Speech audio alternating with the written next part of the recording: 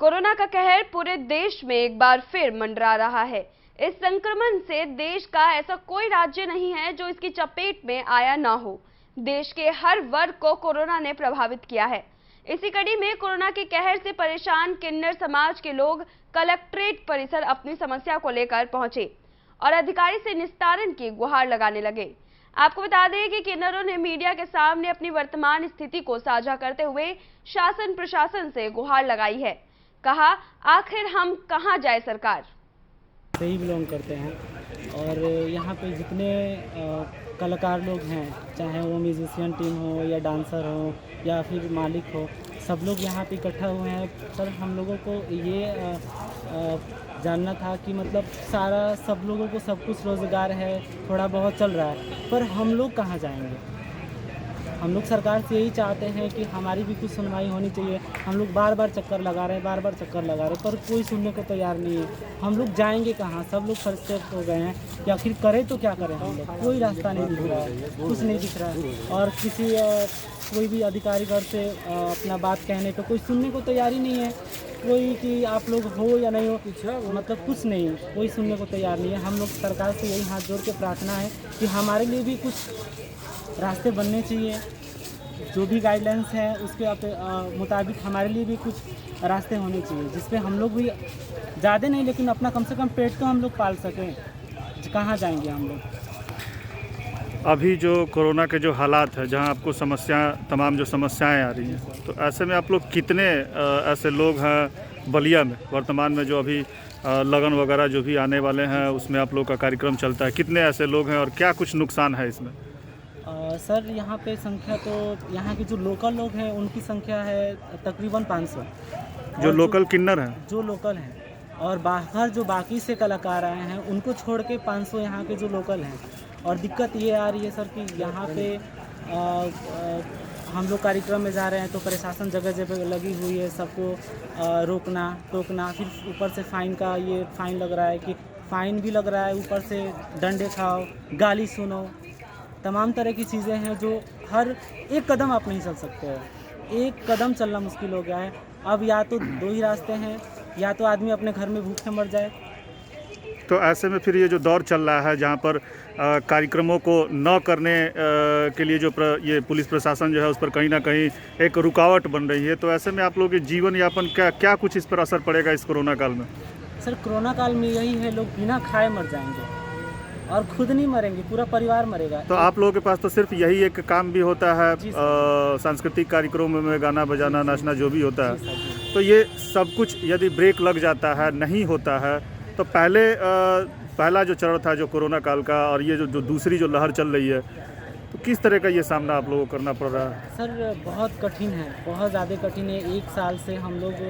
एक साल से इस समस्या से हम ही नहीं बल्कि पूरे भारतवासी जूझ रहे हैं। इस चीज़ से जितने लोग हैं सभी जूझ रहे हैं, लेकिन सबका कहीं ना कहीं छोटा बड़ा थोड़ा परेशानी है, पर सबका कहीं ना कहीं एक व्यवस्था है। लेकिन हम लोगों का क्या व्यवस्था है? हम लोग अगर बधाई जाएंगे, वहाँ पे भी जब कोई काम नहीं करेगा तो वो भी भगा दे रहा है, भगो भगो भगो भगो। अगर कार्यक्रम हो ही नहीं रहा है, ट्रेन बंद ही है, ट्रेन कोई मांग ही नहीं सकता है, रास्ते चौराहे पे खड़े होंगे तो वो भी कुछ। जी, आपका परिचय? सर, मेरा नाम बजरंगी है। हम लोग सांस्कृतिक कार्यक्रम ऑर्केस्ट्रा चलाते हैं सर। हम लोगों को कोविड को लेकर के हम लोगों का रात्रि का कार्यक्रम नहीं परमिशन मिल रहा है, और हम लोगों को सट्टा जो लिखवाया है वो हम लोग को ज़बरदस्ती बुला रहा है कि आप लोग आइए सट्टा कीजिए, और वहाँ पे जाने के बाद प्रशासन द्वारा साउंड उठा लिया जा रहा है और हम लोगों को आदेश हो रहा है कि आप लोगों का सांस्कृतिक कार्यक्रम का आदेश नहीं हुआ है। और हम लोग 4-5 दिन से रोज़ाना 16 तारीख से ही हम लोग परेशान हैं। डीएम ऑफिस और एडीएम सर और अनेक पदाधिकारी गण के पास जाने के बाद आदेश हो रहा है कि आप लोगों के लिए कोई सूचना जारी नहीं हो रही है, आप लोग सांस्कृतिक कार्यक्रम नहीं करेंगे। हम लोगों और सट्टेदार जो है सट्टा शादी विवाह का हम लोगों ने लिखा है, वो हम लोगों को ज़बरदस्ती बुला रहे हैं कि नहीं आप लोग आइए सट्टा कीजिए, और हम लोग गाइडलाइन का पालन करते हुए हम लोग बोल रहे हैं कि हम लोगों को परमिशन ला करके दीजिए, तो वो लोग हम लोगों को ज़बरदस्ती बुला रहे हैं, और वहाँ जाने के बाद हम लोग को परेशानी झेलना पड़ रहा है सर। किस तरह का कार्यक्रम होता है और क्या कुछ होता है हम आपके? लोगों का कार्यक्रम है सर, हम लोग द्वार पूजा जैसे कि बैंड पार्टी ओटी द्वार पूजा परछावन हम लोग कराते हैं और रात में नृत्य का काम करते हैं सर। लगभग ये काम आपका कितने साल में कितनी बार तक मतलब चलता है या लगातार चलता है, क्या कुछ सर रहता है? देखिए, एक साल में हम लोग जैसे अप्रैल और मई जून तक हम लोग 35-40 कार्यक्रम लिखते हैं। लगभग कितने लोग आपके संस्था जो भी है आपका कार्यक्रम करने का, कितने लोग जुड़े हुए हैं? एक मालिक के संग कम से कम 25 से 26 लोगों का ग्रुप है। ये लोग कहाँ से आते हैं? सर ये कुछ कलाकार, कुछ लड़कियां जो होती हैं उड़ीसा, दिल्ली, कोलकाता, पंजाब यानी अनेक प्रांतों से, अनेक राज्यों से आती हैं सर। और उन लोगों को हम लोग एग्रीमेंट कर कर और पूर्ण रूप से उनके घर से, गार्जियन से परमिशन ले करके हम लोग सांस्कृतिक कार्यक्रम के तो लिए अभी जो है कोरोना का दूसरा लहर चल रहा है, पहले लहर में भी आप लोगों को काफ़ी नुकसान हुआ था। जैसा कि आपने बताया कि जो समस्याएं अभी आपके सामने जो आ रही हैं, तो लगभग इसमें कितने का नुकसान होता होगा और किस तरह का नुकसान है ये जब आप बाहर से जो है बुलाते हैं कलाकारों को? जब बाहर से बुलाते हैं तो कम से कम कोरोना के समय में किसी को रिजर्वेशन चाहे कुछ नहीं मिल रहा है तो हम लोग प्राइवेट बसों द्वारा बुला रहे हैं। तो कम से कम एक दिल्ली से बुलाने में एक कलाकार का 2500 रुपया पड़ जा रहा है और खाने पीने का लेकर के 5000 रुपया पड़ जा रहा है। सिर्फ उन लोग का गाड़ी भाड़ा होता है और हम लोग पेमेंट उन लोग का कम से कम 3000 से 2500 रुपया एक नाइट का देते हैं। अगर हम लोग कार्यक्रम ला करके उन लोग को नहीं देते हैं तो सर बैठा कर हम लोगों को, उन लोगों को आधा पेमेंट करना पड़ता है। लगभग कितने का नुकसान हो रहा है? कम से कम एक सीजन में अगर एक कार्यक्रम नहीं कर रहे हैं तो हम लोग का 25 से 30 हजार रुपया घर से भरना पड़ रहा है सर, एक कार्यक्रम के लिए। और हम लोग का कोई दूसरा बिजनेस नहीं और हम लोगों का कोई दूसरा बिजनेस नहीं है, क्योंकि हम लोग बचपन से हम लोगों ने कोई पेचकस से गाड़ी बनाना सीखा है तो हम लोगों ने बोलना और नृत्य करना सीखा है साहब। हम लोग के आगे ये कोई बहुत रोजगार की अगली साल, एक साल से प्रशासन के तरफ से क्या आश्वासन मिला? प्रशासन के तरफ से आश्वासन मिल रहा है कि सिर्फ बाबा योगी आदित्यनाथ जी द्वारा सिर्फ सांस्कृतिक कार्यक्रम के लिए नहीं, विवाह के लिए 50 लोगों का ग्राउंड में है और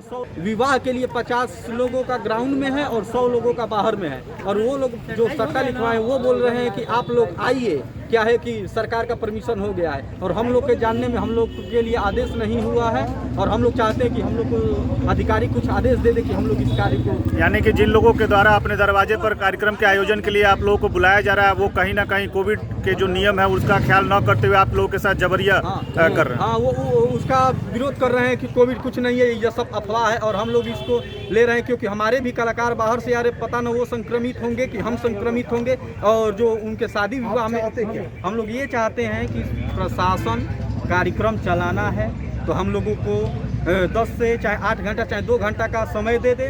अगर नहीं चलाना है, अगर उनके बस में नहीं है तो एकदम जारी कर दे कि नहीं, सांस्कृतिक कार्यक्रम नहीं होगा। तो जो हम लोग कलाकार बुलाए हैं उनको बाई इज्जत हम लोग उनके घर तक छोड़ दें।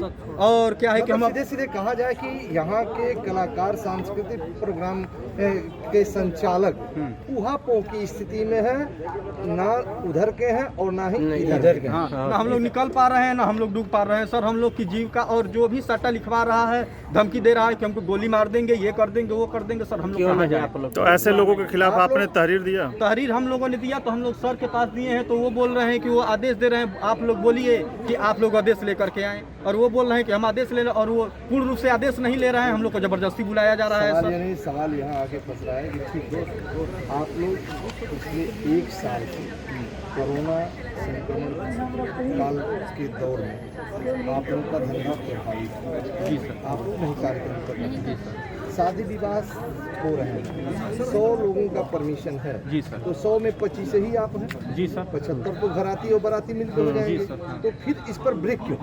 ब्रेक इसलिए हो रहा है कि सर ये बोल रहे हैं कि सांस्कृतिक कार्यक्रम में आप लोग करेंगे तो कम से कम 100 लोगों का निमंत्रण है तो कम से कम 200 लोग जुटेंगे। तो क्या उसको बाउंड्री के भीतर नहीं किया जा सकता है, कनात में नहीं किया जा सकता? हम लोगों के लिए कोई गाइडलाइन जारी नहीं हुई। जो सरकार हम लोग के लिए गाइडलाइन जारी करेगी हम लोग इसका पालन करेंगे। क्या मांग करते हैं? नहीं है। नहीं, हम लोग कब से यह जो है शादी विवाह का कार्यक्रम चालू है? देखिए सर, कार्यक्रम 18 तारीख से लोगों का शुरू है, पर क्या है कि 18, 19 और 20 तक हम लोगों ने जबरदस्ती पैर पकड़ करके गाली सुनकर अपने पाल से जिसका एडवांस लिए थे उसको एडवांस दे करके हम लोग थक चुके हैं। और वो जो एडवांस दिए हैं वो जबरदस्ती मांग रहे हैं। वो सारा एडवांस हम लोग कलाकारों में लगा चुके हैं और उसका भरपाई वो करते हैं कि नहीं क्यों नहीं दोगी, क्यों नहीं करोगी, ये बात है वो बात है। और हम लोग का कोई दूसरा धंधा नहीं है, हम लोग का कोई खेती बाड़ी नहीं है, हम लोग का यही धंधा है, हम लोग का पेट इसी से चलता है। हम लोगों की वजह से, एक मालिक की वजह से कम 100 परिवार जीता है, क्योंकि इसमें 25 लोग काम करते हैं। बलिया में कुल कितने ऑर्केस्ट्रा संचालक हैं? कम से कम मान लीजिए कि 300 से 400 लोग हैं सर। एक गांव में कम से कम पूरा बलिया जिले की बात बताई जाए तो कम से कम हम लोग के यूनियन में फिलहाल में 200 से 250 लोग जुड़े हैं और बाकी बिना जुड़े इधर उधर से छोटे मोटे कार्यक्रम चलाते हैं सर। 100% प्लेसमेंट के साथ हम देंगे आपको मौका। Live 24 media institute, admission open. Registration के लिए कॉल करें 95604 64170।